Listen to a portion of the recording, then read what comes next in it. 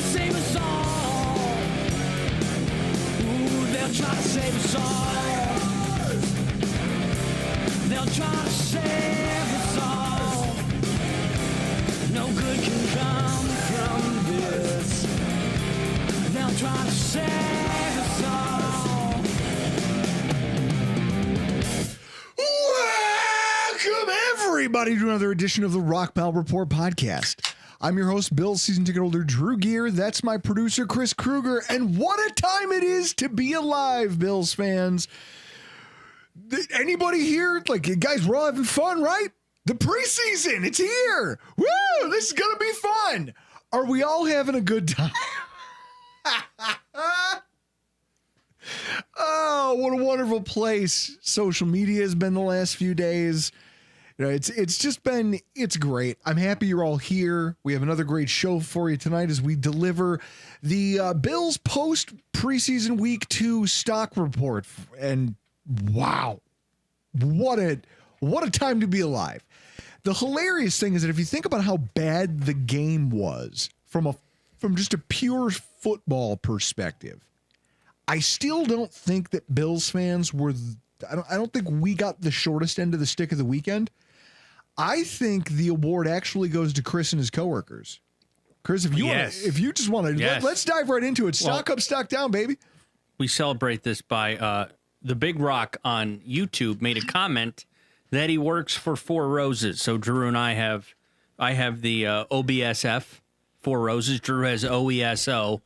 Friday at work, they gave us a catered lunch. You want to hit the graphic? Oh, we're getting there. They hit us with a catered chicken lunch, and guess what? There we go. E. coli. E. coli. We had a third of the workforce get food poisoning, and we're down for the count on the weekend. We're like a handful of people were out on Monday, and like I noticed like a bunch of people just.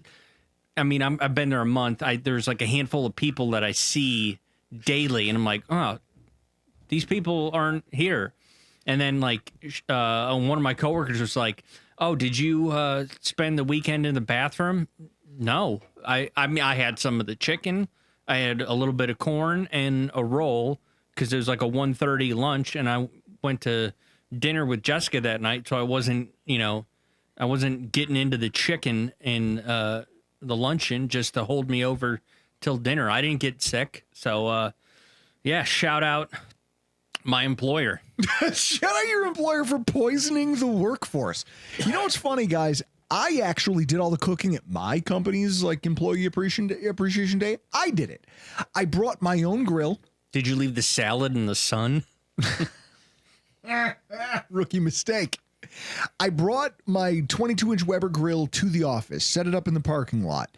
I cooked about 5.5 pounds of sausage, a bunch of hot dogs, onions, and peppers on a single grill with just me, a Weber Vortex, and with a Weber grill, a Vortex attachment, and chutzpah on a 90-degree day.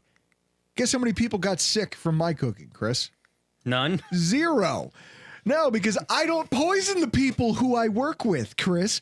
I feel like HR, like that's a huge faux pas, right? Yep, they were down for the count. HR also got hit. HR was hit. It is hilarious, the concept of like, hey guys, we appreciate you as employees so much. We're going to make you all just diabolically ill.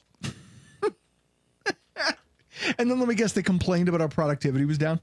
No, we actually have a company meeting once a week. So I'm sure next week they're going to go, well, when they hit the attendance for this week, they're going to go, well, some things happened. We couldn't control it. You know, we get that's where attendance was. But that's the funny thing. You could have controlled it. You could have just cooked the chicken. Oh, that's hilarious. Drew doesn't poison. He gets poisoned. Here's what's funny. I don't know who had it worse, the people who got violently ill and rode porcelain all weekend that Chris works with, or the people who stayed up to watch all 4 quarters of the Buffalo Bills and Chicago Bears game. I mean, if you can't find the comedy in that game, I question you as a Bills fan. If you can't watch the Buffalo Bills play the Bears on Sunday night on Fox, not on NBC, National TV game, and put up that performance, and you can't find the comedy in that, I almost question whether you're cynical enough to be watching or listening to this podcast right now. I do. I mean, think about it. You've got Ryan Vandermark out there doing his best Juwan Taylor impression. Just ridiculous false starts. And then he almost committed like 2 more over the course of the game. It was embarrassing. The hilarious wide right kick after the Bills go 4 and out. It's like, oh man, the Bills have a real shot at this. Nah. When he kicked it, my wife goes, oh, that's disappointing. And I'm cackling. I had just opened a fresh bottle of water and I did a legitimate spit take where like a little bit of water just like dribbled down my face and into my lap. When he missed the kick, I was like, guys, I already know what this game is. And then my wife looks at me and goes, I'm surprised you're taking this so well. I go, no, you don't understand. I've been here before. And I think the thing that really cemented it was the drought-esque fumble by Frank Gore Jr. The dude had been killing it for the entire game, like the entire game where he was allowed to touch the football. Frank Gore Jr. had a hell of a performance. And then in the most untimely moment possible, he fumbles the football. And it, like, at that moment, it became apparent that the Bills were not going to score any points. But that's okay.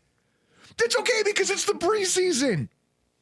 Like, for everyone who's watching this and losing their minds, I feel like you've forgotten what it feels like to be watching that performance, but on a Sunday, when it mattered, when the outcome of the game actually mattered. The Bills used to put up these performances all the time.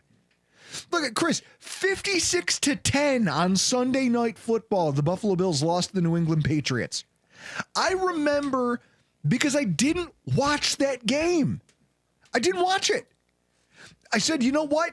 This team pisses me off. I'm having a terrible day. I'm going to go lay in my bed and I'm going to play a little Madden. And I remember because I still lived at home at the time. It was 2007, I believe.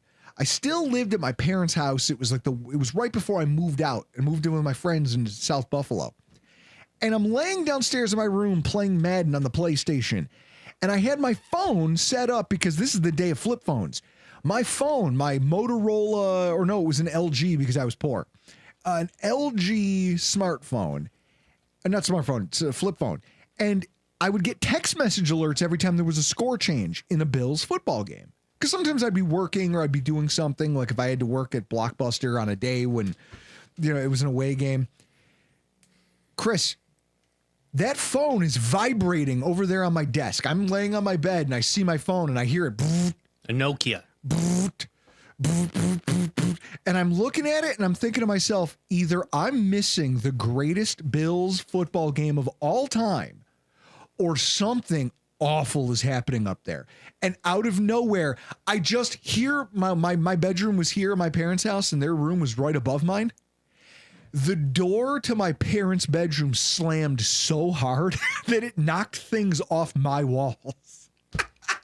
And I was like, oh my God, it's got to be terrible. Sure enough, I look at the phone. The Patriots had already scored 40 at that point. It was a nightmare. And then what makes it more embarrassing is the fact that just like we saw on Sunday, the Patriots were 8 of 11 on 3rd down and 2 for 2 on 4th down, just to rub it in our stupid faces. How about the time, Chris, that Josh Allen's first time seeing the football field? Oh, yeah, the Ravens. One of the biggest losses in Bills franchise history. We lost 47-3 to the Ravens in a game where Nathan Peterman was so pathetic that the team said, hey, you know this game plan we have for slow playing Josh Allen into the NFL? Screw it. The plan is dead. Put Josh Allen out there. I don't even care if he worked with the starters during the install. Just get him out there because I'm going to... Chris, I wonder if the conversation went like this. Sean McDermott walked in, gets out the bat phone. He calls upstairs and he goes, Brandon, I know we discussed the plan for Josh. I am going to Nancy Kerrigan, Nathan Peterman. Like, I'm going to do it if I'm forced to put him on the field. And Brandon was like, all right, let's not do anything rash. Just put Josh in the game. It's a game that single-handedly forced Nathan Peterman and Vontae Davis off this roster because it was so demoralizing. Neither one of them could be anywhere near it again. That used to happen in games that mattered. This is a preseason game, people. Relax. Right? The starters were on the sidelines joking about the state of things, laughing with one another about just how poorly this was going. Chris, that's probably good to see, isn't it? Yeah. Like when you go back and you watch the Hard Knocks and you go, oh, the starters on this football team, the players that actually matter when Sundays roll around, didn't care. Didn't care. Deion Dawkins a couple times was like, man, they really don't want to see us. Man, I wish we were out there. Joey Bosa was yawning. Josh Allen had a sense of humor throughout the entire thing, right up until the very end where he was looking and going, come on, guys. Can we get a field goal? Guys, come on, let's not get shut out. That's bad. It's okay to be upset when you stay up late to watch bad football. But I would counter with, you're watching preseason football. If you expected a masterpiece, I don't know what the hell you showed up for. I think we should all consider ourselves lucky that doesn't happen on regular Sundays anymore, does it? Yeah. Yeah. So with that, Chris, we raise a glass and I join everybody in just a goose fraba. You all need to relax. So, as we continue on with our stock up, stock down for the week, E. coli had everybody's stock down where Chris works. You know what stock went up though, Chris? Pettiness. In fact, pettiness never goes out of style. You see, if you can't solve your bad mood, you simply pass it on to somebody else. And the act of that actually makes you feel better. It's called the law of Schadenfreude. And I'll never apologize for it. I didn't write it. I just live by it. Now, for those of you who don't know, our friend Anthony over at Disguise Coverage and Cover One does the weekly post-game show for the preseason games. And this week, he was joined by Cover One's Greg Thompson. What I love about Chris and I is that we really are the Pettiest Bills podcast. And when we say that, it's not just window dressing. Chris, you stayed up till what time to participate in this show of Greg and Anthony's? Well, for starters, Anthony was on a couple weeks ago and was like, hey, after each preseason game, I'm going live. And if you watch Disguise Coverage, Anthony is very analytical. He's going to look at the all-22. We're going to see, even in a 38-0 loss, he's going to pull out what depth guys were making good plays. So I was interested to see what Anthony had to say. I did not know that Greg Thompson was going to be there, but when I saw Greg Thompson there on the screen, I had to chime in. There's the full shot. And you could tell, look at Anthony, it's like, oh, I'm definitely putting this comment up. I mean, I know about this. This is fun. And then Greg Thompson, I have to see that. I have to see that shot at 11:30 at night after a shutout on national TV preseason game. The fuck am I doing with myself? For those of you who are listening on audio only, Chris, why don't you read it for the fine folks at home? Oh, I said that game sucked like the time Buffalo drafted Boogie Basham over Creed Humphrey. And just the face Greg makes. Guys, we might, I'm pretty sure we remain some of the only people who can elicit that kind of reaction from Greg, who really tries. He tries his best to be even-keeled. He's a very gregarious, he's a good person. And we're just bad people in the sense that we know how to find and push buttons, and once we learn what they are, we never stop. I also, it's up there with the time, Chris, that you paid $1, I believe, to super chat during their show, just so that you could tell Greg when he was on with Aaron that he was wearing what looked like an Umbro, a rug with the Umbro logo on it. Yes. And Greg laughed and then looked down and goes, oh no. Oh no, this is the Umbro logo. And he's never worn that shirt again. You ruined a piece of the man's wardrobe within 30 seconds. Yeah, I've done that before with, I think you did like a super show with like Mario, Rico, Yeah. and Laisel You and paid Greg. $5. I paid $5 to say who let Harambe on here. And here's what people don't understand. When you're feeling down, everyone goes, no, you should take the high road. No, the low road. It feels good. Yeah. It feels good to sometimes punch up or down or anywhere, really. If you feel poorly, you pass the buck to someone else and it changes your mood. And in that way, it's the law of Schadenfreude. Again, I didn't write it. I didn't make the rule. I just choose to live by it. It also happened today. I had our meeting about Bill season tickets. Went down to the Bill Stadium experience. Met Mr. Ethan McCassin, who we had a long conversation about last week during the show with Brian Laisel. And I don't know why, but I had this weird feeling of, I don't know if it was just work stress that kind of bled over into this process, but I just had this feeling of nervousness as I walked through the door to the building for the stadium experience. And then I got in there and I'm sitting there and I'm waiting and there's just this anxiety. And I'm like, I don't know if it's just life stress piling on top of work stress, piling on top of whatever the hell I'm about to walk through this door and get subjected to. And he walked through the door, and sure enough, Chris, he was every bit of 6'6", maybe even 6'7". And so I did the thing. I just looked at him and I go, he goes, I'm like, oh, you're Ethan. He goes, yeah, hi, I'm Ethan. He stuck his hand out and I go, I don't know, I thought you'd be taller. And you just saw the look on his face of like, what? He gave me that awkward laugh, but it was that laugh of like, I don't know why on earth you'd be saying that to me. And he was immediately uncomfortable. Took him a minute to figure out that you looked at his LinkedIn. Well, the act of making him uncomfortable immediately, it was like the clouds parted and my mood just immediately got better. I was like, oh, I threw this kid for a loop. And we went through the rest of the stadium experience where I made some comments about his mailbox business, which then led to him figuring out I did some research on him. And then that started a conversation. He goes, I mentioned at one point, because he started talking about the mechanics of the stadium and some of the foot. And I was like, no, I'll stop you right there. I've already talked about this. I know all about it. I just threw it out there, not meaning to, but because I know I hate that when people are like, well, I have a podcast. It's dumb. I try not to do it. In fact, my answer is usually, yeah, I got a podcast. Don't listen to that. Don't watch that. So the guy goes, oh, yeah, you're the guy. And I go, what guy? And he goes, yeah, one of the guys that I work with from Legend Sports. We were looking at each other's rosters for the week. And he was like, I think that guy's like a podcast guy. And I was like, oh, no. He goes, and he's like, I couldn't remember names. So many people come in here, but apparently you're the podcast guy. I was like, yeah. He goes, what's it called? I told him it's the Rockpile Report. He goes, I should go listen to that. I said, nope. No, you don't want to do that, Ethan. Yeah. Because you know what? You don't want to listen to last week. After the last 10, 15 minutes, it turns out I actually kind of like you. You're a good kid. You seem like you're friendly. You really care about what you're doing here. You're not putting the hard sell on me. This is fun. Don't go back and listen to my podcast from last week. And so it was just funny how punching down sometimes, or just punching anywhere, really does make a person feel good when they're otherwise feeling bad. It's nice. You all should try it sometime. But I will say we did sign up for tickets.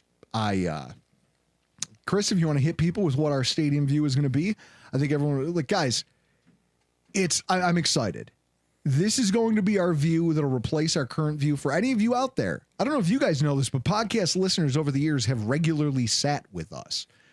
Generally speaking, when I'm looking to offload tickets, I put it out there on Twitter. I'm just like, look, if you know me, if you're looking for tickets, why go fight the market? I've got 2 open seats to almost every single game. Talk to me. Holla at your boy. I can help. These are going to be our seats in the new stadium. Me, you, the lieutenant colonel. I feel like I'm just happy it's done. I'm happy it's over, Chris. 324, row 8. It's all over, but counting the ducats now.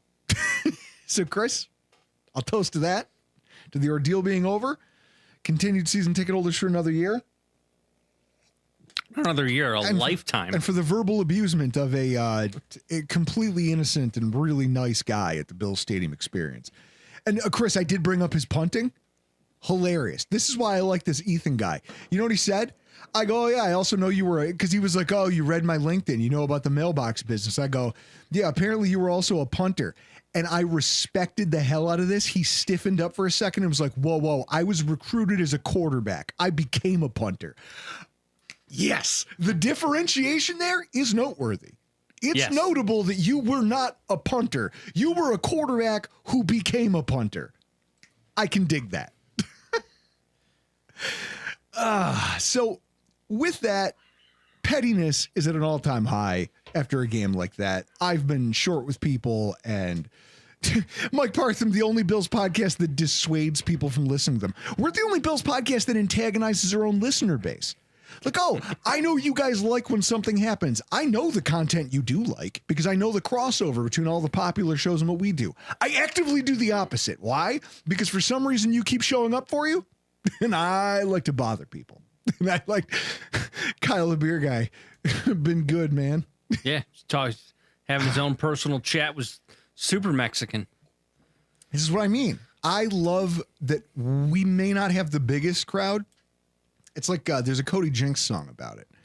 Hippies and cowboys. It's like, listen, I'll be out here with a bunch of people just partying, having a good time. We have our own crowd, and that crowd gets along. That crowd's comfortable coming to me and saying, hey, Drew, I'm going to be in town. Do you have an extra ticket?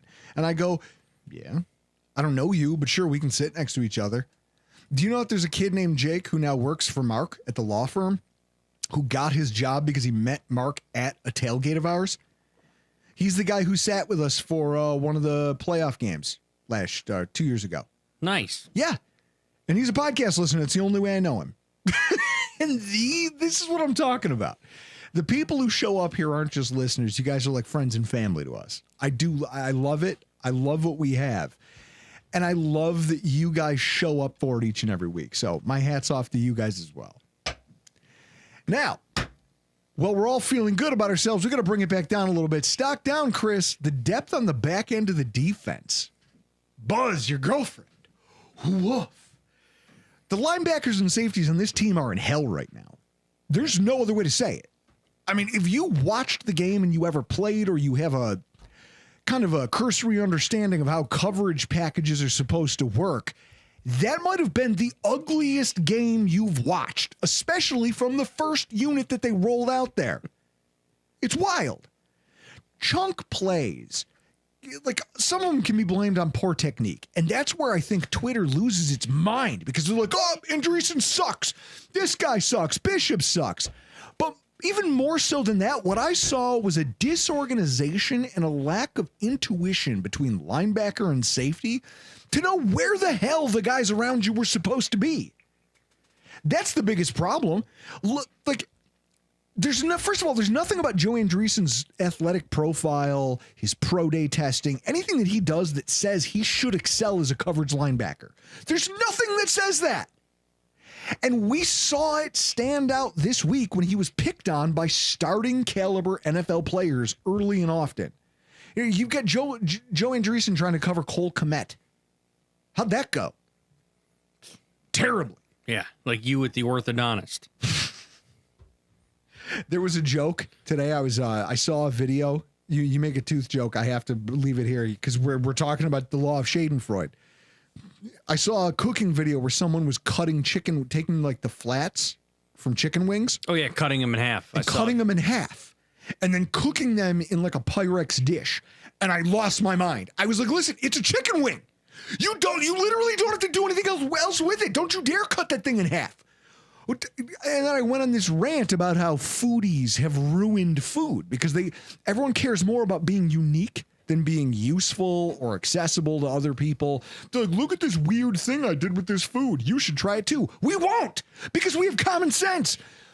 And Ryan Lasel in our group chat hit me with, well, Drew, we don't all have teeth that allows us to bite it from multiple angles at the same time. Damn it. Yes. Damn it. He got me. He got your boy. I feel like you see Joe Andreessen struggle and everyone rushes to Twitter to go, oh, he sucks. This guy sucks. He's overrated. The team made a mistake not going after Shane Dolak, which is probably still true. But either way. I think it's Sean Dolak. Sean, doesn't matter. He's not a Bill. I don't give a shit what his name is. It's exacerbated by the fact that DeMar Hamlin and Cole Bishop had no idea where to be. They had zero idea how to play off of Joe Andreessen in reference to what a zone defense is supposed to look like. So on any given play, none of them knew how to triangulate together like a zone is supposed to work, like a phalanx, to cover up for the other, the shifting and the motion, but everything's covered. There was none of that. It was broken. It was disjointed. It was disgusting. Okay, on the touchdown that Bishop gave up, everyone goes, look, Bishop's terrible. Oh, he sucks. He did give up inside leverage to the wide receiver way too fast. But at the same time, if you watch it back, he thought Andreessen was going to be there on the inside to take away or at least discourage the throw. When Andreessen dropped out to the left, instead of dropping back deep, Bishop's like, oh shit, I let this guy get inside of me, thinking that that would have been a tight window. It wasn't. It was a wide open window to throw into. So then the player catches it and he goes, okay, well, that's fine because I'm down here and DeMar Hamlin's up on top as the single high safety. It's going to be fine, Chris, right? Except DeMar Hamlin's not even looking at the receiver. DeMar Hamlin took the same angle that your canine does. It was just a bad play from the jump. From like Cole Bishop made it bad, Andreessen made it worse, and then DeMar Hamlin made it the worst out of. It was a bad play by everyone involved. Hamlin has no idea where to be. His eyes are in the wrong spot, at least in relation to that receiver. Everybody thought, it's that thing of somebody thought somebody else had it and nobody had it. And then it ends up in the end zone on what looks like an easy pitch and catch touchdown. And that's where I think some of McDermott's hostility, right? Some of that fire about the state of the safety position and Bishop's runway and all the stuff we've heard comes from. It's watching him not just struggle, but look lost within the scheme in terms of how he's communicating with the guys around him because he has no time on task. He's supposed to be a theoretical starter. He has no time on task with any of the guys he's supposed to be playing with. And so these miscommunications happen and you go, if that happens week one and it's not Olamide Zacchaeus, it's going to be Zay Flowers. It's going to be Zay Flowers running that same route against this same group. Now, maybe Terrell Bernard will play it a little bit cleaner. Maybe Taylor Rapp will understand how to play the single high safety position a little bit better when he's in that role. And maybe Matt Milano, Terrell Bernard, Taylor Rapp, the combination of that veteran presence and their like kind of baked in, earned and learned communication, maybe that'll be enough to help buoy Bishop. And he won't get exposed the way that he did on that play. But if you put him around with a bunch of guys he has no time on task with and doesn't understand it, it's clear he can't, like on his own, he's going to fail if you leave him on an island like that. Especially if he's expecting other guys to carry their weight. And I think that Andreessen did get exposed, and that's okay, right? In fact, if anything, maybe it greases the wheels for a guy like a Shaq Thompson or Jack Thompson. Yeah, just. I was going to say it's. I could kind of look at it as a Joe Andreessen welcome to the NFL moment. Sure, because he was playing against ones. I don't know. I mean, I can't recall off the top of my head how much run he got last year being out there. Other than in like, you're up 30 in who gives a fuck time. Give it a Google. See what his snap percentage was per game. But I guess when I think about this, I think about Shaq Thompson. Okay. Where the hell is he? Like, no reps in either preseason game. He pulled his hamstring on the third. And everything would seem to be pointing to him not having much of a role. Yet at the same time, we talked about it during our pre-recorded show. Bobby Babich just kind of went out of his way to gush over Shaq Thompson and talk about how, man, he's got rust to knock off, but what a guy. He's a guy you want in your locker room. He's a player that like we really enjoy the idea of being a part of the Buffalo Bills. Now, What are you looking at here? That's Joe Andreessen's snap counts. Look at that on the right. He hasn't played any Final 2 games. Yeah. So you could look at it as a welcome to the NFL moment because they're playing against ones. Everyone loves the idea. His snap counts were single digits right up until weeks 12 and 13, or the final game, his 13th and 12th game of the year, where we played the Jets and then the Patriots, and all we did was play backups. So I get it if Andreessen doesn't look. Time in the comments. What's AJ Klein doing? He might be on vacation. The return of AJ Klein would make me laugh a lot. But no, I think that's what Shaq Thompson is. Shaq Thompson is our AJ Klein this year. Dude, it's the local evening news. Drew's teeth are evidence of fetal alcohol syndrome. It's no wonder he grew into a hard-drinking goon. Hilarious. First of all, my mother's not that much of a boozer. I'll leave that. But we don't know about your dad because we can't find him. I love that. That's one of it's just low-hanging fruit, but it's good every time. It's good every time. Shaq Thompson has a real opportunity here to be our AJ Klein, to be the guy who still has some tread left on the tires, a veteran who understands McDermott's system, who has a rapport with them, who they seem to have quickly become able to trust. And I don't know, what does that do for a guy watching this preseason game without a Shaq Thompson around? Chris, you could almost make a case that based on this, that linebacker battle, like maybe it's Shaq Thompson getting cut and put on the practice squad, or maybe it's Shaq Thompson getting cut and then signed back to the 53 after they make some of these roster moves, IR designations and stuff that they're going to have to do in order to sneak some guys on for later in the season. Gridiron in the comments wants to know where Ramon Humber is. There's some really dark jokes I want to make right now. Chris, there's some really dark ones. Guys, this is why I wish I did Patreon. Where I could be like, hey, this will be in the outtakes over there on Patreon. Ramon Humber, wherever he is, he can stay. He can stay. I hope it's hell. And so all of this led Sean McDermott to saying this about the safety room this week. I think we're looking for that other safety to play alongside of T-Rap. There's been really good moments for all those guys back there, young and some of the more veteran guys that are back there have played for us. But I think we're still looking to find who is it going to be, right? And how consistent can they become and how quickly can they grow if they're a younger player. And Sean McDermott post-game press conference, BuffaloBills.com. Now, a lot of people would hear that and go, oh, he's trying to motivate Bishop. Oh, he's trying to really get in there and give Bishop motivation because he wants him to earn the job. I do believe that the Bills want Bishop to pan out. They drafted him in the second round. You can only fail on so many of these top 90 picks, right? Like you can only have so many Cody Fords. Boogie Bashams. You can only have so many Boogie Bashams and Kyrie Elams, where you're trying to tell everybody that you're a really good GM, and yet so many of your recent draft picks have fallen directly on their face. They need Cole Bishop to pan out. They need him to pan out.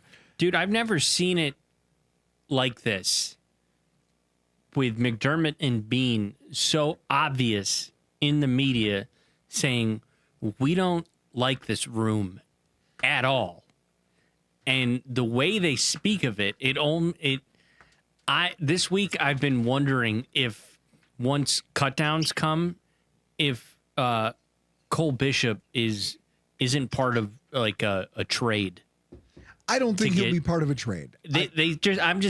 It sounds like they hate him so much in the media. And this is what I want to talk to you guys about, because you know what stock is up? Sean McDermott's blood pressure. Sean McDermott's blood pressure looks a lot like that arrow that's on the screen right now. Through the roof. And I have a theory as to why. Okay?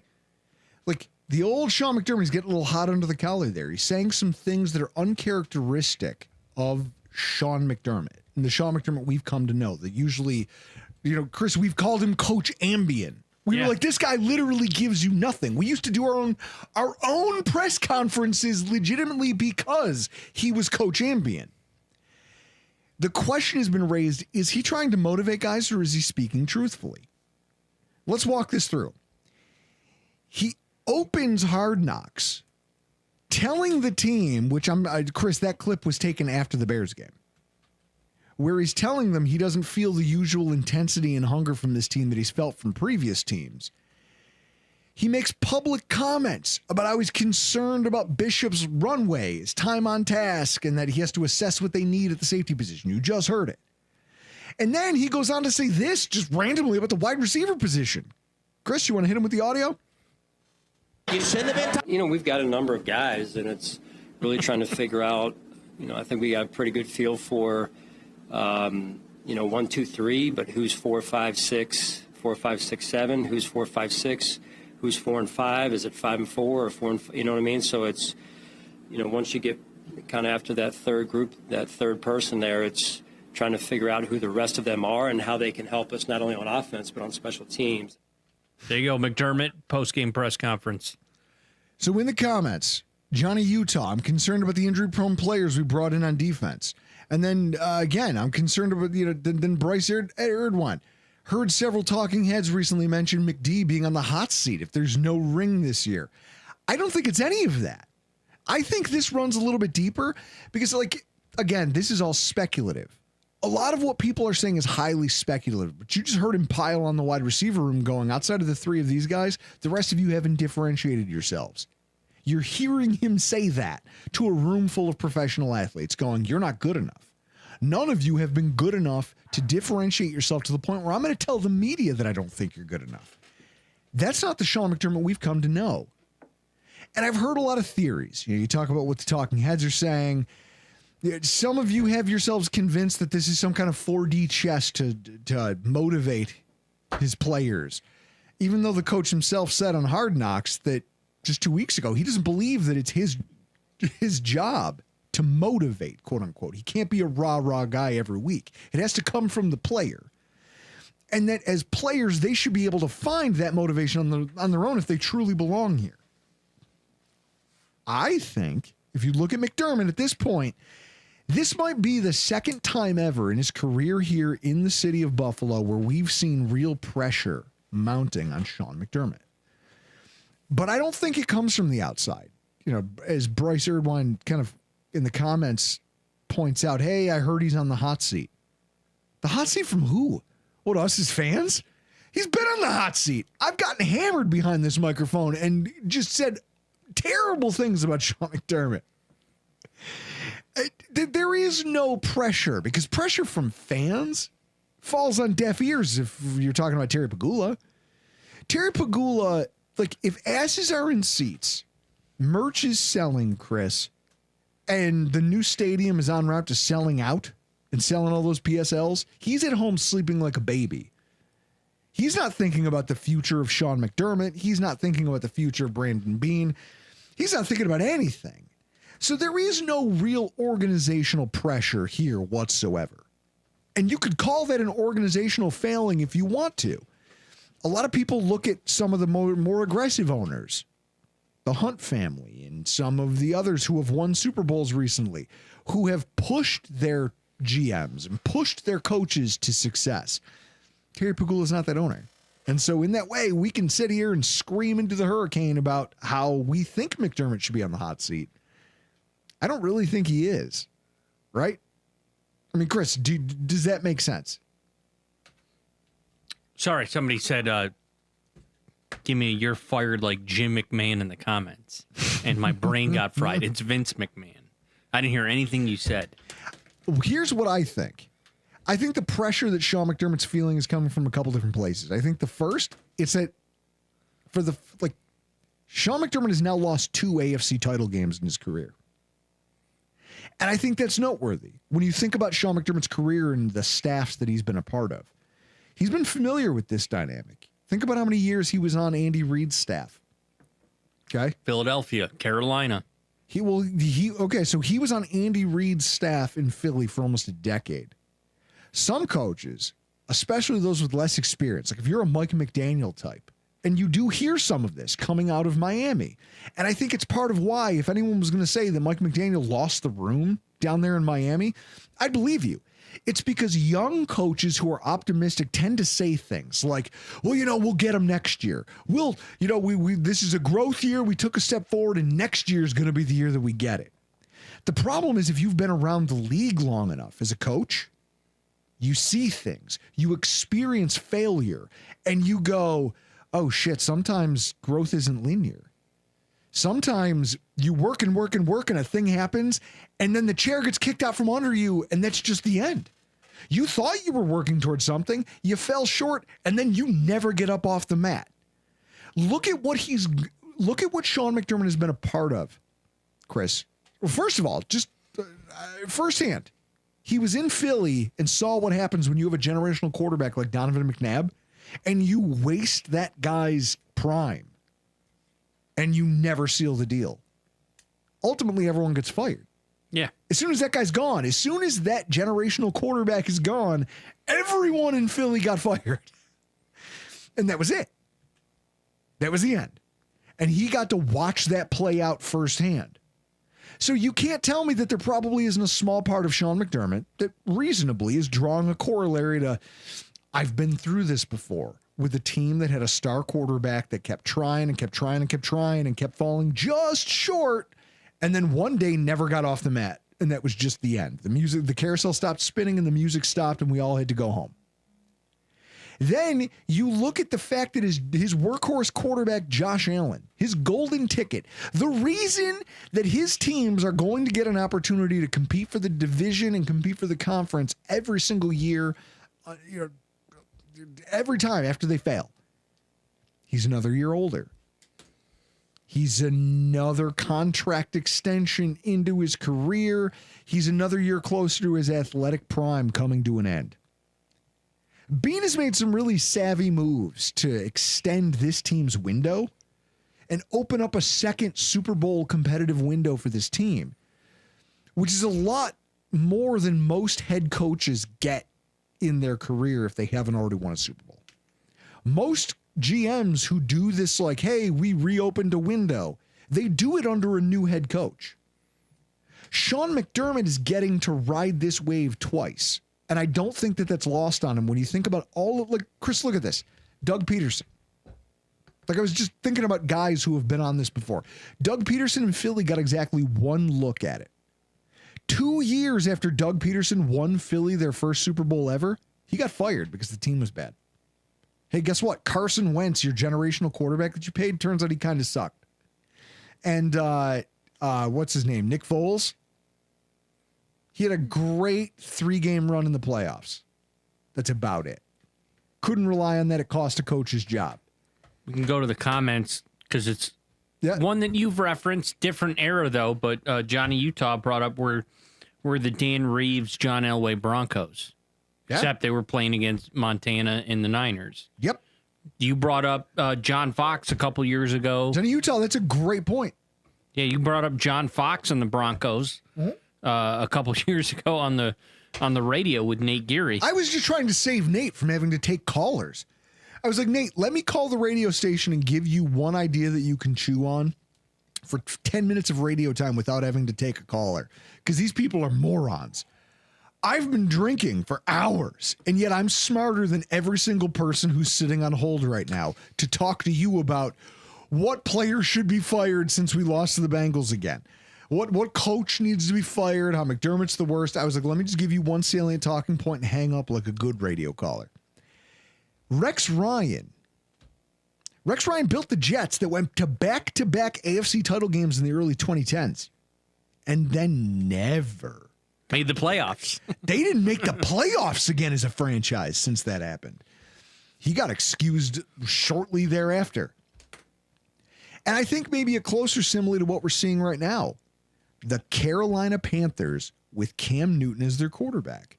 And McDermott is the DC. Sean McDermott is defensive coordinator. Ron Rivera is the head coach. Made back-to-back divisional round appearances before culminating in a 15-1 season that they rode all the way to a Super Bowl. Nothing to show for it. All three of them left the franchise within the next 3 years. Cam Newton, Ron Rivera, Sean McDermott, all let go by the Carolina Panthers within 3 years of attending and not winning a Super Bowl. These windows that Brandon Beane has built rosters to go contend for don't come along often. And it is very rare that you watch a franchise stick by a head coach who doesn't capitalize on one of them. So when everyone's like, well, the pressure is probably coming from Sean McDermott's learned knowledge that I don't have forever. And that if I waste this, my professional career will be known for nothing but losing. I will always be known as the guy who was part of teams that never got it done. You don't think that that puts a chip on his shoulder? We always talk about athletes with a chip on their shoulder and how like that can make you valuable. It can drive you. You don't think Sean McDermott's kind of driven by the fact that he's always the bridesmaid, never the bride? On any team that he's ever been on the coaching staff for, he has no Super Bowl rings, even though he's been part of some really good organizations that had great records and did a lot of really cool stuff during his tenure there. I think it's also the idea that he feels a lot like he felt before the 2022 season. I think he realizes he's staring down the barrel of another year, but with half the chutzpah from a football team that he thought he had. Chris, I want to get back in the Wayback Machine here. Take a sip of whiskey. Give it a little Kentucky chew. And then I'll take you back to a week 1. The Bills are going into LA. Okay. The Bills are going into Los Angeles to play the LA Rams with an injury ravaged roster, and it never let up. We're going in there without a Trey White because Trey White tore his ACL the previous Thanksgiving. Dane Jackson led the team in snaps that year at outside corner. Okay.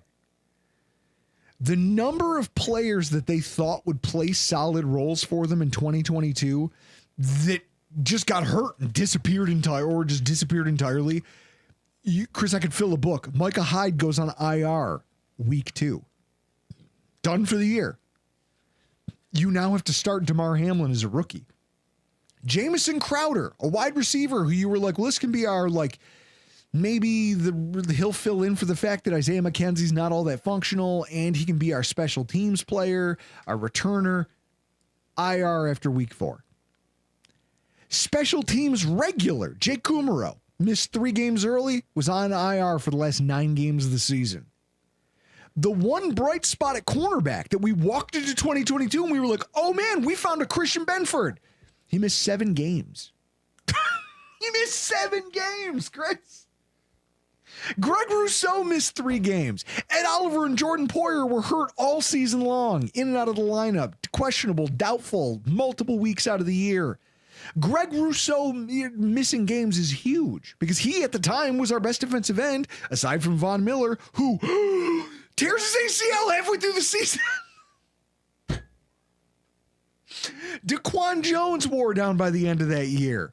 Josh gets a torn UCL in that Jets game and just guts it out for the rest of the year. That season was an abomination. And it was injuries upon injuries upon injuries. And yet when you look at the Buffalo Bills that year, Chris, go to 2022. I want you to give it a goog because I don't want people to feel like I stole this. What was the record? 13-3 with a game canceled. 13 wins that team had. Do you want to know why? Because they had balls. Because they had fire.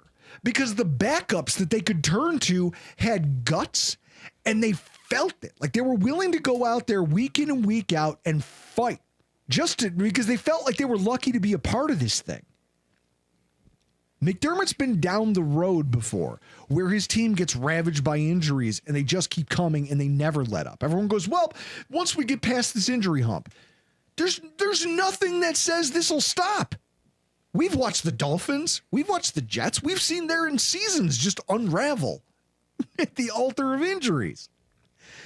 You as a coaching staff have to just hope that every single week you can rally your troops, build a game plan, and go out there build a game plan that picks up the slack for the missing talent that you thought you'd have.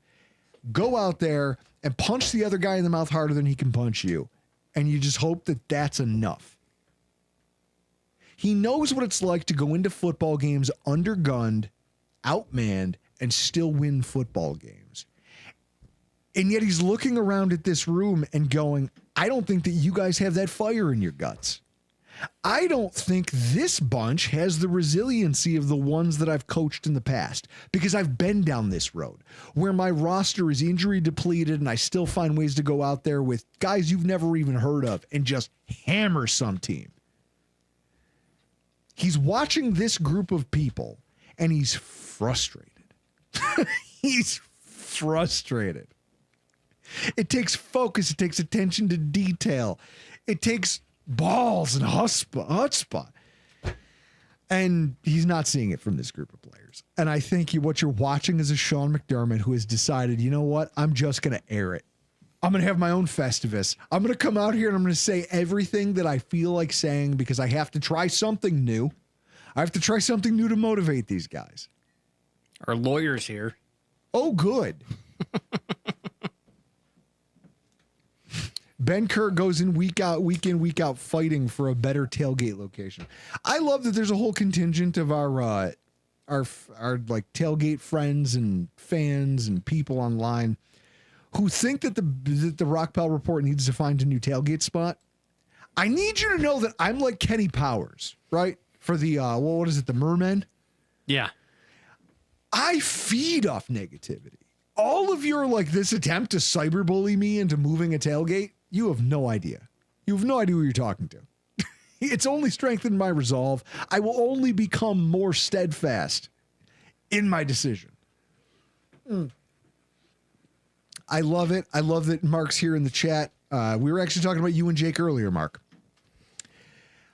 I will say I don't think any of this is window dressing. And I think that people who just think that this is all performative on McDermott's part to try to rile up some players, I think you're underestimating how McDermott might feel knowing that he's watching what is a second shot that he's been given at a championship window already start to come off the rails.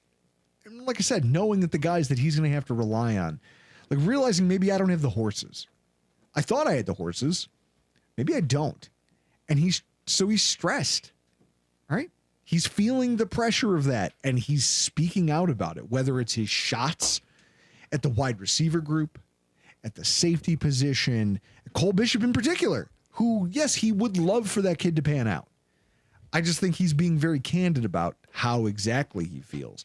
The lack of intensity, the lack of focus it's required if a Bills team this injured is going to get back to an AFC title game.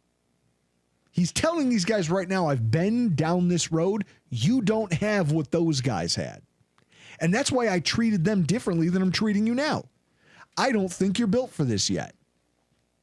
And now you take all of that and you throw in the Gabe Davis and, the Gabe Davis stuff, but the Trey White injury today at camp. How do you think that has Sean McDermott feeling? Fired up. How do you guys in the chat feel? I don't know. Somebody asked if how much he sweats in his sock has to do with his injuries because there's no traction. I mean, It's just all a wet sock. Johnny Utah's on fire in here.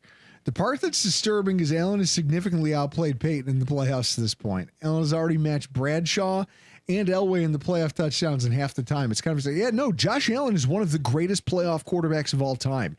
And the fact that we haven't gotten over the hump, I don't think is lost on Sean McDermott. Like, we can all sit here and go, oh, I can't believe the franchise and this and that. We've all done a bad job. We've all gone to work, had a shit day where we didn't accomplish what we thought we were going to accomplish. And you go home and you go, man, I botched that. Or you let people down. You go, man, I had a deadline and I missed it and other people got hurt by that. That sucks. That feeling in the pit of your stomach that you know you have to acknowledge it if you're being, like, if you're self-aware. Do you genuinely believe that Sean McDermott made it this long in the NFL, being a part of this many NFL staffs, and then made it all the way to the head coach who turned this franchise around if you're not self-aware?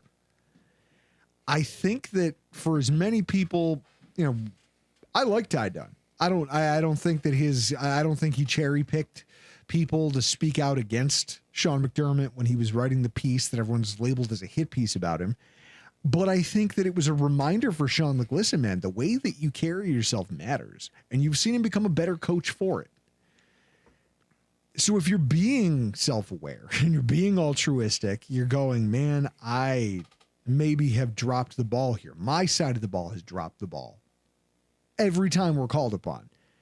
I'm lucky enough to have this just monster on my side, and I still can't get it done. I'm going to very quickly run out of runway because I've been fired before. I've been part of staffs that have gotten fired before.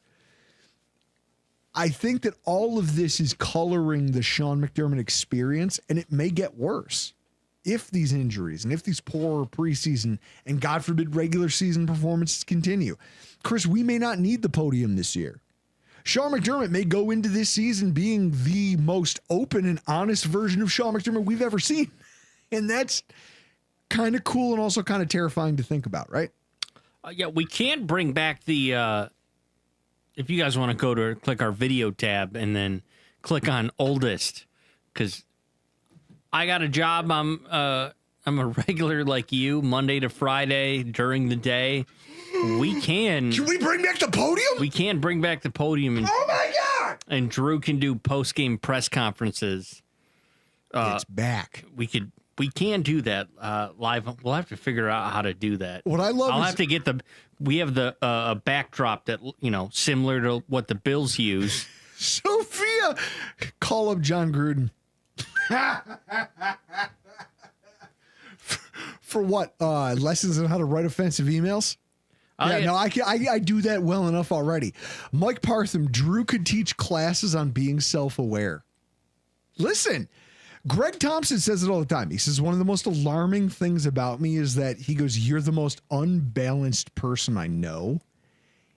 But you know that. You know it, and you don't seem to care or want to change it whatsoever. He goes, I like that you know it, but also it's terrifying that you know it and you don't want it to be different. I think that the injuries to our cornerbacks, specifically our de facto starters this week, may put even more pressure on Sean McDermott. It's going to be we're all going to have to wait with bated breath to see what happens, how those injuries shake out, what the severity of them is, and just hope that it's nothing that derails the trajectory of what still can be an AFC contending team. And I think that in the aftermath of all the shade that they've thrown at the defensive back room, it's interesting seeing Gabe Davis back in town, isn't it? Yes. I think that Gabe Davis, I'm just going to say it here. We talked about anti-tent self-defense class. That tent came at me, bro. I reacted in self-defense. Here's what I know. Gabe Davis being in here for a visit, I think when people start to speculate, like, well, they're going to bring it in Tyrell Shavers and I think that this almost hints more at an Elijah Moore departure than it does a Tyrell Shavers departure. And that may feel like a hot take, but I'll tell you what, we talked about it in our pre-recorded show. You're going to have to go check out some of the statistics we talked about in terms of how Elijah Moore made an impact for the Browns. I think that you're going to find that Elijah Moore is little more than a decoy on the outside, which is really all we had last year either. But when you talk about players who can play from the slot, Gabe Davis, when the Bills aligned him inside between the numbers, the damage he did was ridiculous. It was where he was at his best. And unfortunately, under our previous offensive coordinator, when Gabe Davis was part of the team, the power slot concept was not part of our repertoire. So now you look at a team that just came off a year where Matt Collins led your team in touchdowns for wide receivers, primarily working from the slot instead of the boundary, and you go, maybe it might not be a bad thing to have a Keon Coleman and a Gabe Davis and a Tyrell Shavers who we can go, hey, On any given play, one of you can play the slot, one of you can play the boundary, one of you can play here. And you're all mashers in the run game. Throw out a Jordan Palmer on the other side, and now we can run out of almost any formation, but also have guys who can dominate from the slot. I feel like Gabe Davis's visit says less about the future of a guy like Tyrell Shavers or more of Chris's booby-trapped beer. Less about those players, less about, I don't know, like you think about like a Laviska Shenault type. I think Gabe Davis's visit is them saying, hey, don't go far. What's your price? How healthy are you? Let's talk. Would you be open to coming back for the right number if we can free up the cap space? And if we can find out how to deal with Curtis Samuel. Like, if we can figure that out, I believe that the Gabe Davis thing is interesting given the timing of all this. If only because I think it comes directly at Elijah Moore's expense right before cutdown day. I want to see how much he plays this weekend. If he plays more than a quarter, Chris, there's a good chance he gets cut. Yes. Stock down. Bills fans and the preseason pledge. Every year we as fans talk about this idea that we make jokes. We don't just talk about the idea. We make jokes about all of the idiot ideas that came before us. You know, the love affairs with guys like David Sills, the Christian Wade love affair that happened because he made 2 plays in a couple preseason games and then was a relative non-factor. Brandon Riley. This fan base was so upset about Brandon Riley not making the Bills' final 53. Where's Brandon Riley today, Chris? Oh, he's probably Jake Fromm's assistant. No, I want you to give it a Google because he probably has a LinkedIn now. Brandon Riley, LinkedIn. I want you to look it up because he, like Ethan McCassin, probably has some really embarrassing stuff in there that I could talk about and then regret later. There we go. Brandon He does Riley. have a Wikipedia. How do you have a Wikipedia? He did. He was playing the bit for the Battlehawks. Okay. All right. I'll have to find his LinkedIn. Yeah, go look for that. We used to joke about how, like, this player... You found it! He's a producer. Okay, so he's a salesperson for, what is A. Marsh McElhenney? What is that? Some agency? McLennan. What do they do? Google that. Guys, he's left football and he is now a suit. He...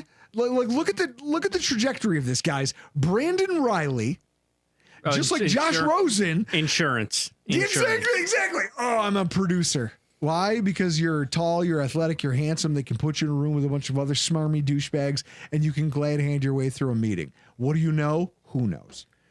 I feel like all of these jobs is producer for whether it's an insurance company. I'm a producer. I'm doing it right now. Brandon Riley wishes he had your talent. We joke about these types of players. And then all of a sudden you watch a 38-point shutout loss and you all lose your fucking minds like it's real. Like this oh man, we were so stupid in the past, we're not going to let that happen again. And then it happens and we just lose our minds. And I hate it, but I love it cuz it's fandom.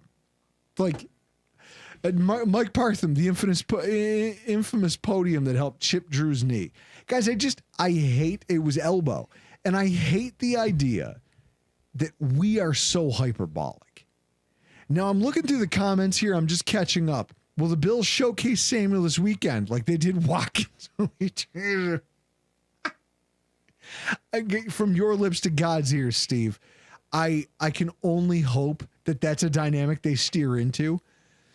And I like this local evening news, or convert Jimmy Charlo to a hybrid safety linebacker. It worked with Isaiah Simmons in Arizona.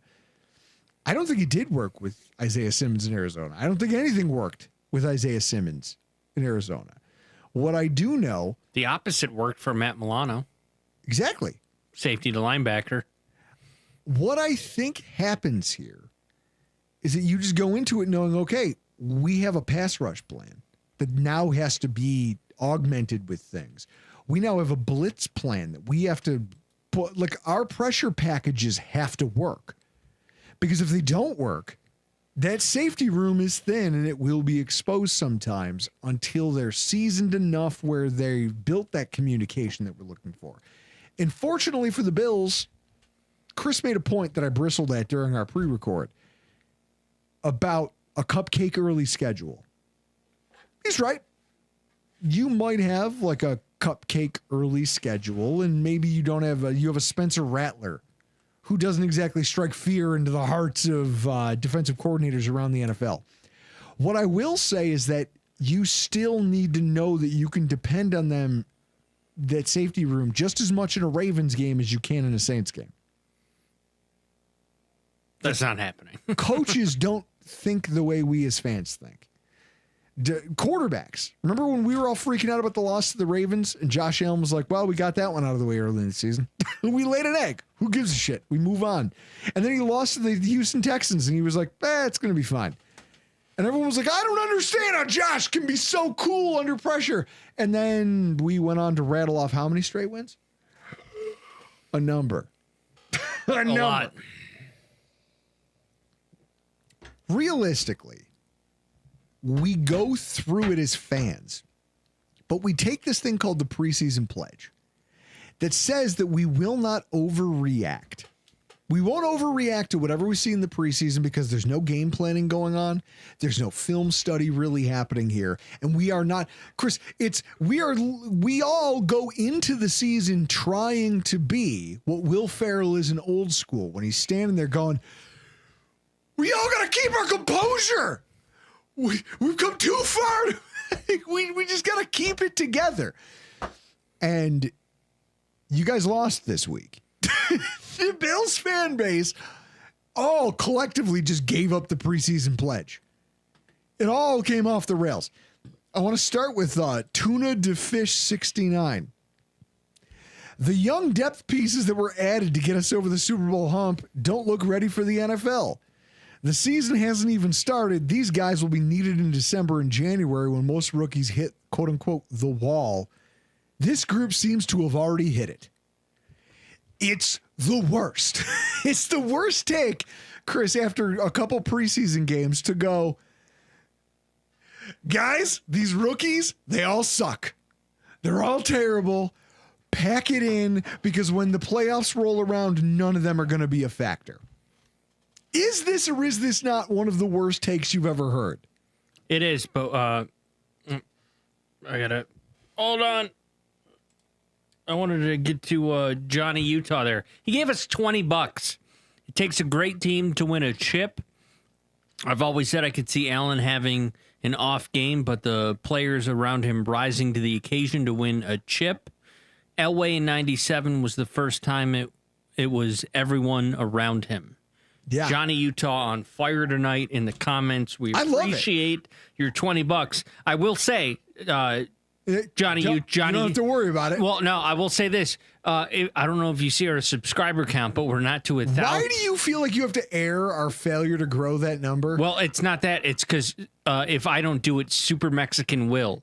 Because Super Mexican has probably given us at least $100 over the last year, and we can't claim it because we're not at 1,000 subscribers yet. Because we never asked to like and subscribe. We're not those people. Smash that like button. And I don't like that. Smash that like button. Hit subscribe. I don't like the. I don't ask anybody to do anything because, guys, someone made fun of me in the comments for talking about how I'm dating myself working at Blockbuster.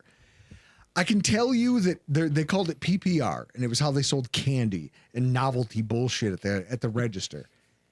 They tracked how many pieces of PPR you sold per week, and there was a metric that you had to sell every single week, depending on how many hours you worked. Now, I had this thing as like a 10-hour to 12-hour a week part-time job. I was in it for the free movies and just a little bit of extra beer money because I was in my early 20s and broke. And so when I was doing it, I would show up early, I would leave late, I would vacuum the store, I would stock all the things. I even chased a couple people who were being like, I was the one who dealt with problem customers because I'm a dickhead too. Did they steal your bananas? No, some lady came in screaming about how she didn't understand why if there was no late fees, she owed $47. I go, well, you kept these movies for 3 months. We bought new ones and charged you for them. Now you need to pay that or else you can't rent again. And so I gave her the rental contract and said, go home, educate yourself on this and come back and talk to me in a reasonable tone. The guy called the store and goes, I want to talk to the guy who called my wife stupid. I didn't call her stupid. I asked her to educate herself. Dude showed up. He was 5'6", maybe 165 pounds. At the time, I was 297 pounds with a giant afro. I came out of the back room. They were like, Drew, some guy's out there looking for you. Remember that lady you talked to? I came out. I go, who said what now? And that dude, he barked a lot. And he said it all walking. He walked right out the door, just talking trash as he left. That job was great. But then, Chris, the day came where the manager pulled me aside and said, Drew, we love what you're doing here, but you're not hitting your quota for PPR. And I said, well, I'm not going to, because I don't want to bother people. I do want to bother people when I feel like doing it. You can't tell me that I have to foist a request for candy or for some action or to do a thing onto other people that they don't want to do. If they wanted to do it, they would pick up the box, they would bring it to the register, and they would do it. The same way if people wanted to subscribe to our thing, they would do so. And I feel like they have. I'm not here to tell you what I think you should be doing or what I want you to do. I just want you to show up and have a good time. We got to give it up. Johnny Utah is a great name. It is a great name. And also, what I love. Also, I've seen it. Well, what I love about I've seen that movie. What I love about that conversation was that me and the manager got into a fight while the owner of the franchise, like that specific location, happened to be there that day trying to work in his office. So you got fired? No, it was the complete opposite. We're back in the back room and I go, I'm never going to do this. My number will be 0 unless it's an accident. If someone accidentally buys candy, then you can chalk it up to me, but I won't claim it and I'm not going to push for it. And you just have to fire me then. And the owner just rolls out of his office and goes, Jane, does he show up on time? Okay. Is he a problem? She's like, no, he's kind of helpful. He was like, all right, then I don't even understand why this is happening. Both of you get the hell out of here. And that's when I knew that common sense would prevail. We will eventually get to that number. I'm just never going to beg for it because I'm not desperate. God damn it, Sophia gave us $1.99. I love Sophia. I see, like, I love you guys. You guys are the best. So this whole thing about, like, let's get back to the preseason pledge. First of all, Johnny Utah, your point is not lost on me. Everyone around Josh Allen has to raise their game, and it includes Sean McDermott. And I think that you're starting to see the cracks in Sean McDermott's resolve and that stoic exterior where he's a wild man. Like, I heard this from Reed once. In the first few years Reed was on the team with Sean McDermott, he was brought in by Rex Ryan, kept on the practice squad by Rex Ryan, and then he went on to be a team captain under Sean McDermott. And I asked him, I go, are things different? He goes, kind of. He goes, Sean McDermott's, I was like, what's he like behind closed doors? He goes, oh no, he's a fun guy and you can talk to him and he's easygoing. He goes, it's like a lake, but you know that there's alligators in it. Because he's very calm on the surface. But if you push too hard, you know that there's a wild man in there. And you think back to Sean McDermott, he played safety. You have to have a certain type of mentality to play that position at all in, professional or collegiate football.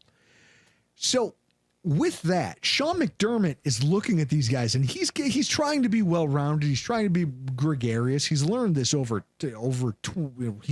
been in the league for 15 years or more as an assistant coach, a quality coach, a coordinator. He understands what it is to be around football players. He's learned to speak the language. I think we're seeing the resolve around him cracking. And that's where, like, you need everyone, including McDermott, to step up if we're ever going to get that 97 John Elway Super Bowl win. It takes McDermott too. And if he doesn't think that everyone else is pulling their weight, I'm glad he's finally saying it now, rather than just waiting until it's too late. He's not going to Robert Saleh himself. Yeah, this goes to Eric Smeal. Comes to the tailgate. responded to a comment of totally unacceptable performance by a team that is supposedly one of the best organizations in football. I've had a bad feeling this whole training camp that this season is not going to go well. People are going to be shocked by how far this team has slipped this year. Hope I'm wrong. And then Schmiel said, never mind, they're right. This team sucks. How do I sell my PSL? See, like, now when you see it in print now, a few days removed from the emotion of it, like, don't you feel dumb? Does anybody feel stupid reading that? I do. I feel like I'm embarrassed for the person who wrote that. And I'm the guy who gets hammered and says hyperbolic things on social media. I swear to God, our Twitter should come with a breathalyzer. Then I look at some of this, Chris. The depth piece is not reacting. You know, that's terrible. But how about this one? At Lions Blitz Z0090. I think we have some pretty glaring holes. Not sure Bishop is any good. His backups are awful. I think Trey gets abused by week 3. I don't see a resurrection coming. What are you doing here then? Why are you watching the games if you've already conceded that, well, Trey's going to suck, everything stinks, Bishop is terrible? Guys, I don't know what, like, that's the type of mentality of a fan who has never been here. I don't know that you're an actual, like, and this is where I say this and then I take a step back and I try to reevaluate, because you never want to call somebody a fake fan. But I go, listen, I lived the drought. This is still one of the most talented football teams I've ever gotten to see in my lifetime. You want to know why? We have the league MVP on it. The league MVP is on our football team.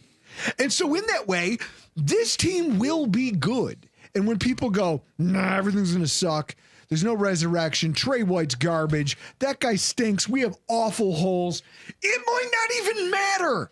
Josh Allen is so good that the holes on this roster may not matter. But none of you can see past I shouldn't say none of you. Now I'm doing it. Some people can't see past the doom and gloom of what is an embarrassing shutout loss to recognize, in the preseason, mind you, to recognize that none of this matters. Josh Allen is still Josh Allen. Super Mexican hit us up for $17.17. I think I owe Chris a tip for the Aztec Adrenochrome whiskey sour that he made me last season. Choke on it. We are now a quarter of the way to a New York State unemployment check. We're crushing it tonight with the super chats. We appreciate all of the support. I love you guys. And that's it. Like, we've cultivated our people. And I love you guys. And I love that you come in here and give us your feedback as I rant about the things that I show up here to do. Let's see. Which is the funniest one? Chris, how about this one? At Dreisburner _ and he rightfully so accompanied it with a gif of a guy running away. It says, hot take, I don't expect the Bills to win week 1.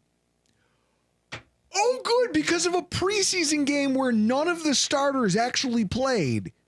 You're just assuming the Buffalo Bills have already, they should just forfeit the first week of the actual season. A home game in their stadium where they're favored to win according to Vegas.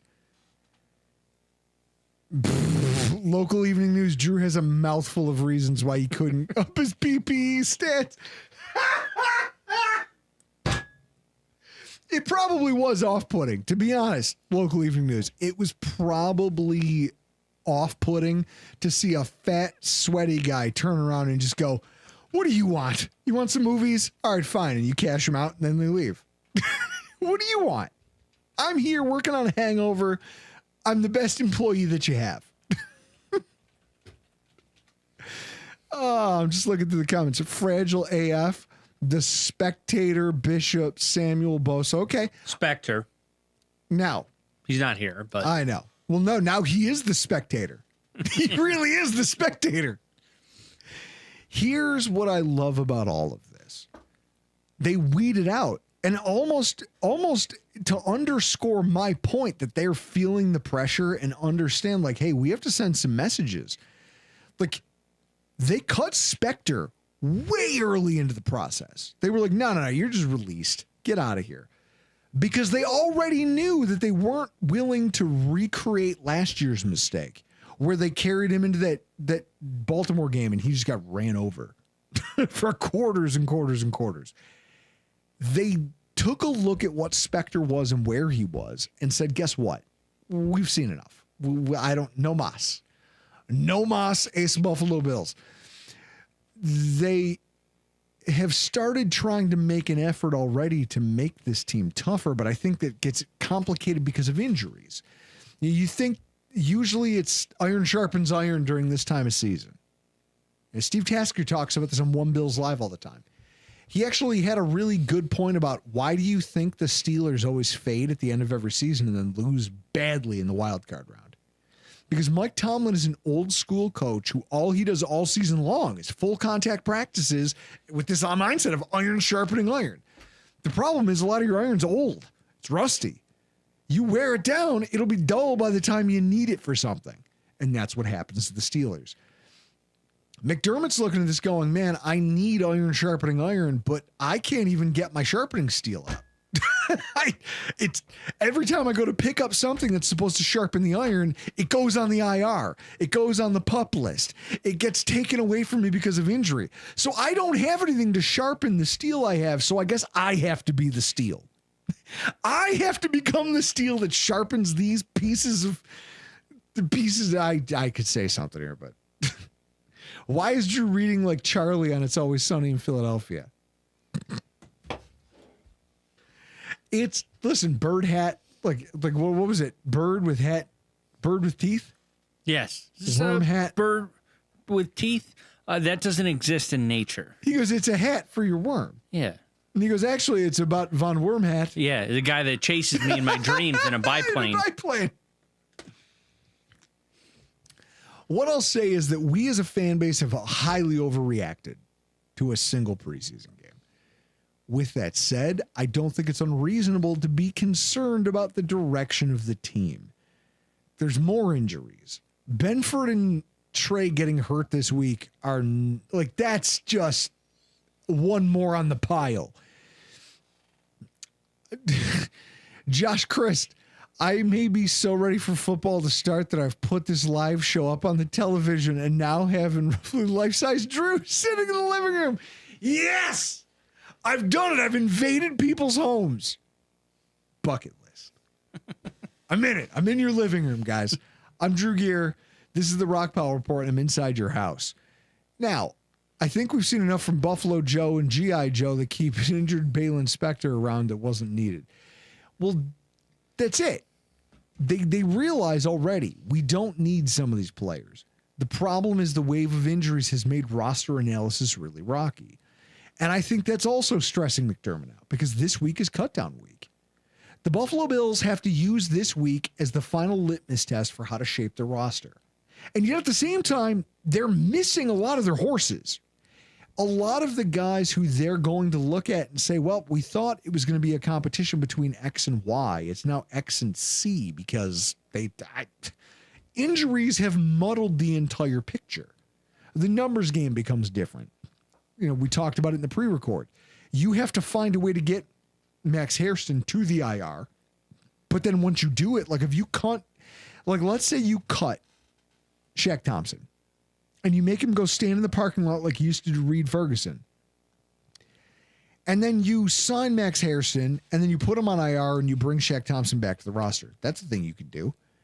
You can use guys who have the years and the vested status to hold the door open for some of the guys you want to sneak through to different injury lists. For the Bills, that list is sizable. There may be some who you put on the team and then you go, well, now that he's on the team, he's on the PUP list. Now that he's on this list, he's on this list. We're going to IR 5 guys right out of the gate, depending on how these injury reports come back from this week. They say, listen, we get him on the roster. And then we shift him to IR and we move on with our lives. And then we look at who we have. You've got the Michael Hoyts and the Ogunjobis of the world who aren't going to count because they're immediately going to be suspended. So they're on the exempt list. There's going to be guys who make this roster, but don't think for a second that this franchise is not pressured and that Sean McDermott and Brandon Beane are not feeling the pressure of all these injuries and trying to figure out how do we overcome that and cobble together the best room full of guys who can push each other to be great, who have a little fire in their belly, who can go out there and compete at a high level for something significant, because we do have some meaningful games. Even if everyone wants to say we open the season with a cupcake schedule, you got to have football players. And in that way, I think there's going to be a lot of interesting decisions made over the course of the next week. This preseason game is going to play a lot into it. I think that it's hard to say that a preseason game matters a ton. But this preseason game matters a lot to a handful of players. I think Elijah Moore has to have a big game, or at least show that he can be serviceable, useful. I'm more interested to go watch the game tape after it's over and see how they deployed him. Because if they play him on the edge, they play him outside and they go, hey, stay out there. It's fine. We believe in you. Then maybe this Gabe Davis stuff is really just trying to light a fire under people. But I doubt it. Maybe all this safety talk is, hey, we're not going to go out to the street and try to find somebody on cutdown day or try to find a trade partner. Depending on how many snaps they make Cole Bishop play. I doubt it. There's the things the Bills are saying, and then there's the things that they're doing. The Bills are doing some of the most, Chris, I think, unorthodox things that they've ever done. If you're Brandon Beane, if you're Sean McDermott, I think that the next 5 days are going to be probably the most interesting of the entire offseason. You're going to hear and see a lot. The decisions that they make for this preseason game are going to be heavily weighted and heavily debated by all of you. As we showed, there's a brain trust out there on Twitter. You guys as fans who don't know how to not take the preseason seriously, you're going to debate this and hash it to death. But I will say there is a little bit of merit in the sense that you don't want to discount how hard it is for this team to cobble together a roster with so many injured players, with so many players looking like they might need some sort of designation heading into the season. I don't know, Chris, what do you think the odds are? Week 1. Are you still confident here today? We've been doing this for how long? Like this show's been going on almost an hour and a half. No, I mean this show, period. We're in our 10th year. 10 years of sitting behind these microphones. And I can tell you that I used to care. I used to care a lot about all of the preseason stuff and about, oh my God, this play, that play, this player made this mistake and it looked huge. Oh, they brought in this guy off the street. If you want X's and O's, Drew, go back to 2017. Now, what I'm going to say is a guy like Jimmy Charlo. West Point. That's a guy. That's a guy I will admit probably has some upshot for the final roster, depending on how this weekend goes. He's got something to prove. Guys like Cole Bishop, I think it's more you just watch his utilization and you can tell what the team thinks about him. I think that you have to learn as a fan throughout this process how to read the tea leaves of the preseason. And if you just live and die in the moment, the preseason is the worst place to do it. You can be me freaking out over a week 3 loss to the Miami Dolphins when it's 107 degrees out and I'm calling our team a bunch of cowards and I'm talking about how, they're soft and this is terrible and the Dolphins now hold, divisional control and it's weird. And ultimately it didn't matter. You learn what matters and what doesn't. I hope that everyone who's listening to this show tonight learned a little bit about what they should and shouldn't put stock in, but also gained an appreciation for how hard the job is for Sean McDermott and just what's laid at his feet this year and why you're maybe seeing a little bit different Sean McDermott than you've seen before. I don't expect it to get better. I expect it to get a lot more hyperbolic. I think it can get a lot more hyperbolic before it improves. Hopefully we don't have to see that. Hopefully the Bills perform well against Tampa Bay. I can't wait. Guys, I'm just going through the last of the chat here. The life-size Drew comment got me cracking up because I do it too.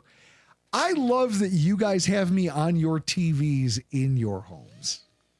I love you guys. This has been like, it was a thing that I talked about with Ethan McCassin today after I had to cop to making fun of him on our podcast. Just being, hey, don't go back and listen to that. I was mean. I punched down before I really knew who you were. What I'll say is, well, the way I explained it to him, I'm mean, but I love. Like, I have love for people and for things. My default setting is pettiness. And with you, it was a gold mine. And he was like, I don't know how to take that. I was like, no, that's understandable. Most people wouldn't take that as a compliment. I love that you guys show up for this every week and that you're a part of this thing that we do week in, week out. I love the people who show up live. You really do make this fun because you interject ideas and points and thoughts that maybe I didn't have when I was putting the show notes together. I've gotten so used to doing this. I'll break down the fourth wall for you. I've gotten so used to doing this off show notes and prep and all of this stuff. And then I come in here and you guys are talking in the comments and I love what you're putting out there.